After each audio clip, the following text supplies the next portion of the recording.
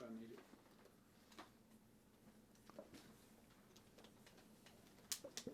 Yeah, we got plenty of room, haven't we? We do. Whatever you're ready. Okay. Say and spell first and last name if you don't mind. Have him say and Oh, spell yeah. first. Well, we just came from speaking with Alan Dees, class of 32. Oh, really? And he said he used to hunt dove with you and your brother Yeah, well, I'll be darned. back in the day. Yeah. Anyway, to start off, would you say your full name and spell it? I'm William A. Becker, B-E-C-K-E-R, Okay. class of 1941. It's all yours. Why don't you, let's start off and just tell us where you were raised and about your boyhood. And Yeah. Well, I was raised right here and born in that big old white house you saw. All 6 of us kids were. And we had a fortunate life in a big depression. That was one thing that made, I think, shall we say, shaped us. The original home of the Beckers is about a half-mile on my pasture back here, which was built in 1848, and we've been here ever since.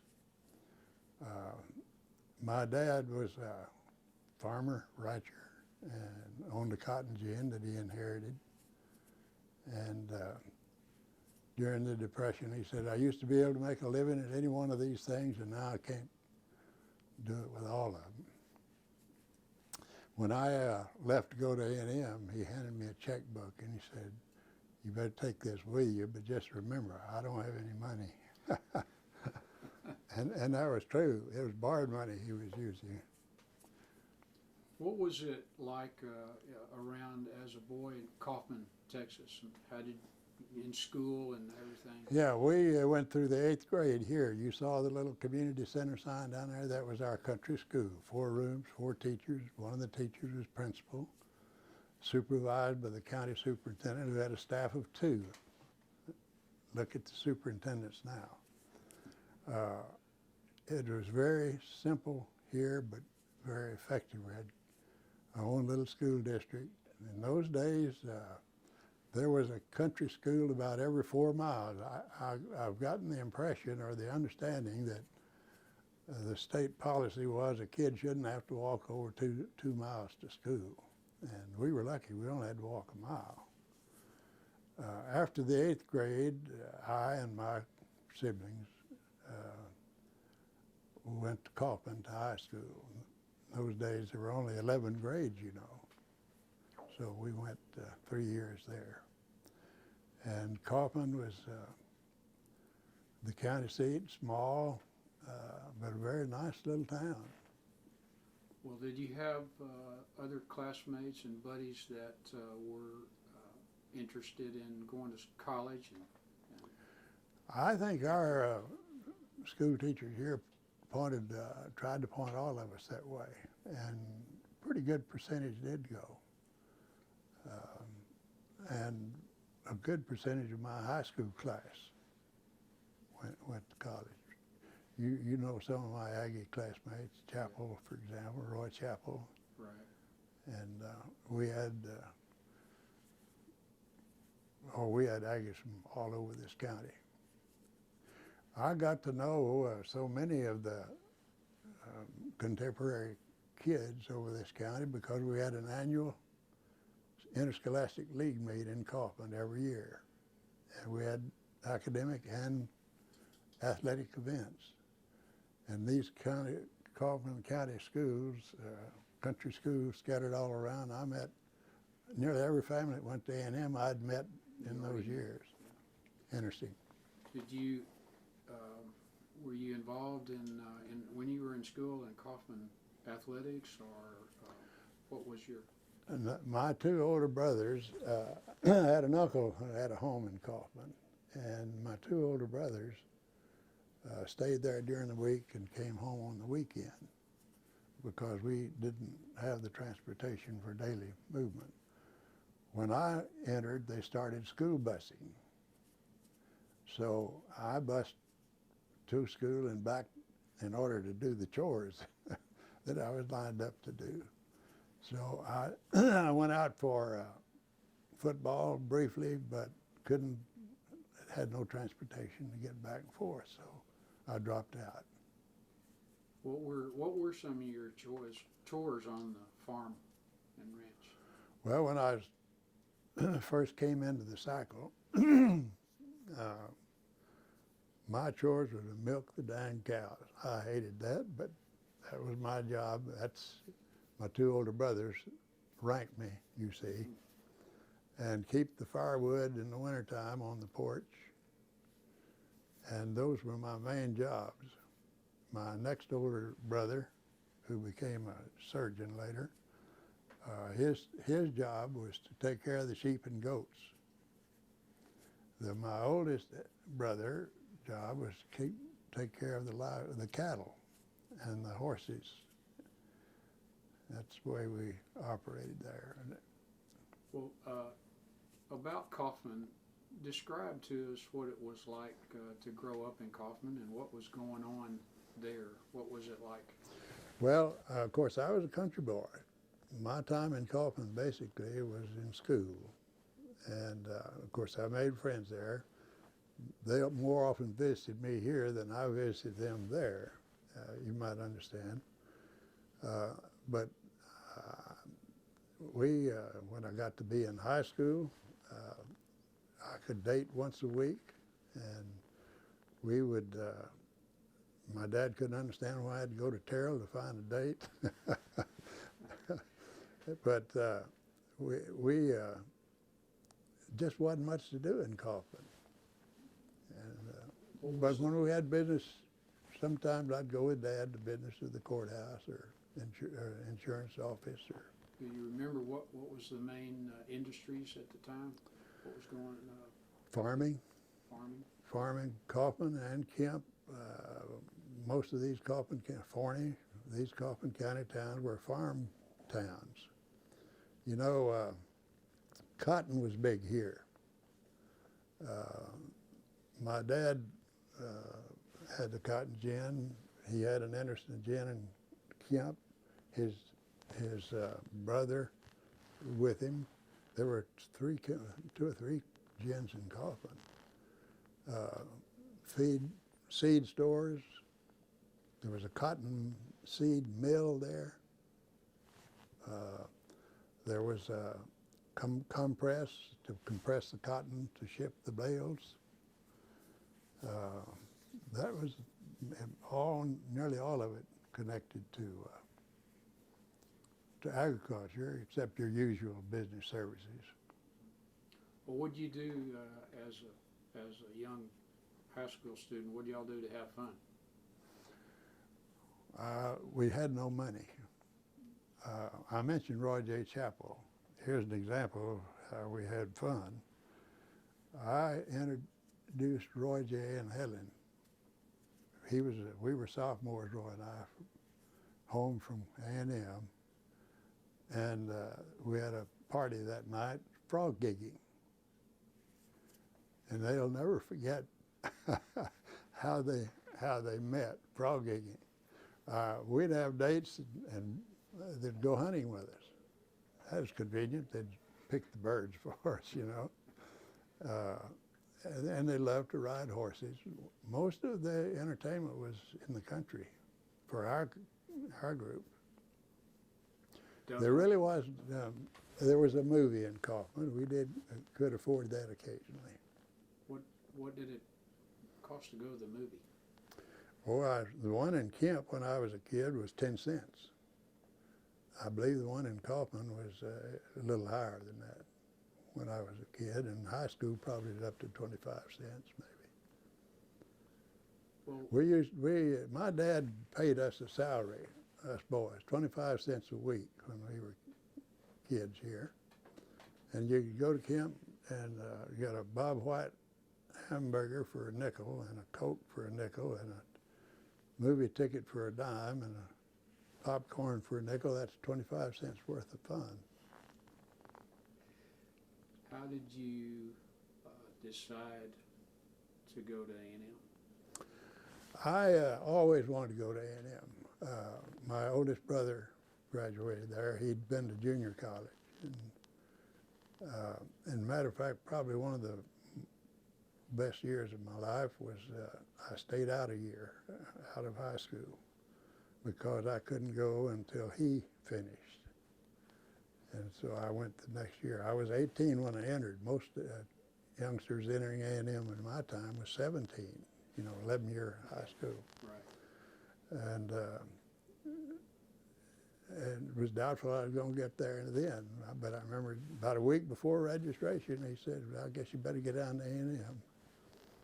Just the cost of it? That was it. Couldn't afford to put both of you there at the same time? That's right. And I had another brother at TCU at the time. So what did you do for that year that you... I helped Dad. I made a cotton crop and bought my first new suit of clothes. I always got hand-me-downs, I bought a brand new .22 rifle and I don't know, things like that. I ran the cotton gin when Dad got hurt down there for, I don't know, weeks.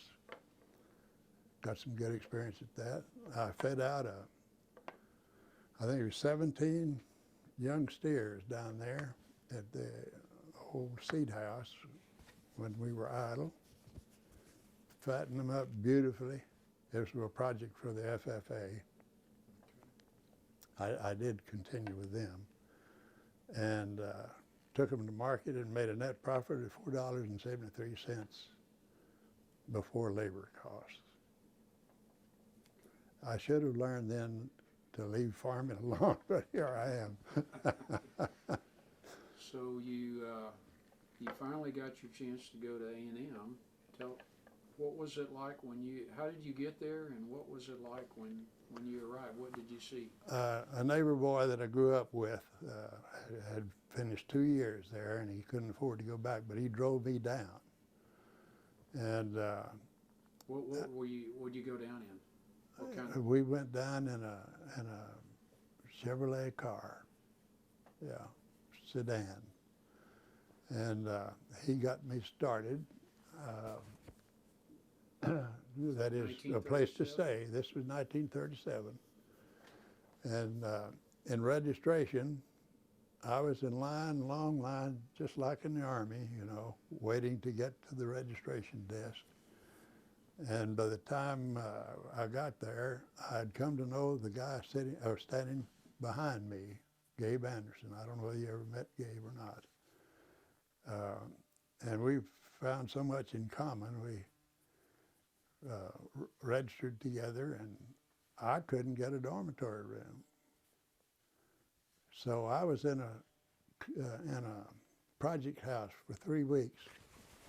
James Allen, the father of Carolyn Long, got me into that project house with a bunch of kids. I think it cost $30 a month. And then I got a note from Charlie Trail, who was from Kaufman County, and by the way, was one of the Yale leaders, that they had a room for me. He'd been looking out for me. Sea Battery Field Artillery, and I go into my room, and there's Gabe Anderson. And we roomed all 4 years, and wonderful guy. He was head of the 12th Man Organization, president for some years. I thought you might have met him there. What was A&M like? What did it look like when you got there? I mean, where were the... Well, it was prettier then than it is now. But by necessity, A&M has had to put buildings everywhere they can, whereas when I was there, they were in their planned spots, And that most impressive thing was that old administration building, as you enter. And then some of the old original buildings were still in use. In fact, Ross Hall was being used then. That was one of the very first buildings there. We had the Guyon Hall was our meeting place. It was very nice. The current cadet dormitories were built, and while I was my first 2 years, and we moved in my junior year. 39. Yes, Okay. yeah. So it was easy to walk to class wherever it was, whichever building then you were to go to. So it's a lot different than it is now. When you first were there, Sabisa was the dining hall. Until and then Duncan. Later on, Duncan was probably That's built correct. with the 39 dorms. But tell me about what was it like to eat in Sabisa dining hall? Did you march to chow every? We marched morning, noon, and night, except on Sundays, I believe. I'm not sure about Saturday. But, oh yes, very well ordered. A&M at that time, I think I went there with a good understanding of right and wrong, but they strengthened that. And it was a very well balanced program. We had the military for discipline and military training. We had Guyan Hall for cultural improvement. Town Hall, we called that program. Was it still called that when Yes, you sir. were there? Yes, sir. And then we had the social events that beat the heck out of frog gigging. Yeah. We had 6 regiments, all Army. Every regiment had its regimental ball, and after the ball was a corps dance. And then every class had its ball. And so we were very active socially, and Lots of dances. we grew lots of dancing. We grew that way. Where did the girls come from? All over, and we had the girls there. There was never a problem for anybody getting a date. They all loved to come to A&M. They really did. A lot came from our sister school, Texas Women's University, now it's called. They were organized to send girls if they were needed to fill the need. That was a lot of fun. So we did get pretty balanced treatment down there, I thought. And was the in Sabisa was it the family style? Oh yes, family style Good there and in Duncan. Actually, I wrote our General Van Alstyne a note one day recommending that they return Duncan Hall to family style as a benefit to the Corps. I had a copy of what's the name of it? The goals for 2020. Yeah, 2020. And that was one of the little goals in there. In addition, there were other more significant goals, and none of them have been done. Well, what was it like? He said that, well, he didn't really answer that point. What was it like when the new dorms in the new mess hall were built for y'all? What was it like moving into that? What did they look like? What were they? Well, gosh, it was a privilege to get in those new dormitories, which are frowned on now, I guess. Of course, there was just plenty of room for 2. We did have to start and continue in some cases with 3 to a room. But they were clean and fresh. Didn't have air conditioning, of course, but we did have heat. Steam heat. Yeah.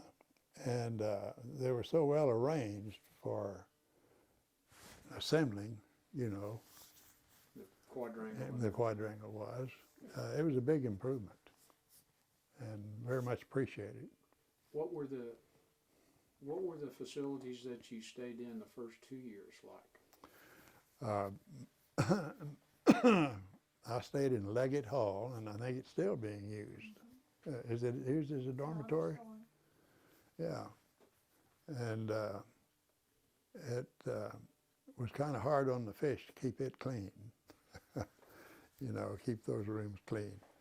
But, you know, we didn't think of terms of comforts and privileges and so forth and so on those times.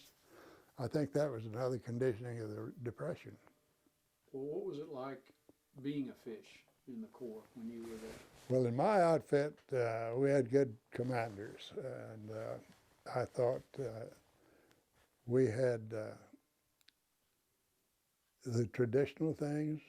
You know, you go to A&M, and for your first year, you learn to be a subordinate. There's no escaping it. You understand what a leader, a follower is. Then your next 3 years, if you're fortunate, you're a corporal, and then a sergeant, and then an officer. And by the time you get out, you have learned to be a leader, how to organize things, get things done like you have. So I think the freshman, as a freshman, you don't realize this, and it seems pretty punitive, but our commanders did not allow abuse. Like excessive hazing Yeah. or whatever? Now, they used the board, but I only got the board twice that I was in it. And I won't go into detail on those, except one. I was the cadet sergeant major. And you know, in our outfit, and I think in most of them, it was traditional, take the board and sew the stripes on. Each guy gets 6 licks, and that got to be too much, although most of them were easy on me. But the whole juniors and seniors on that. Well, Of course, that's not allowed now, but that's the only one I thought was overdone. tell us about some of the fun things you did, maybe the Corps trips and. The Corps trips were special, absolutely special. First of all, we liked to show off. And secondly, we had adventure on these. And we hoped we'd come home with a victory, you know. But it was either to Dallas or Fort Worth, and then the other one usually at Austin. And then at times we switched to Houston instead of Dallas or Fort Worth. And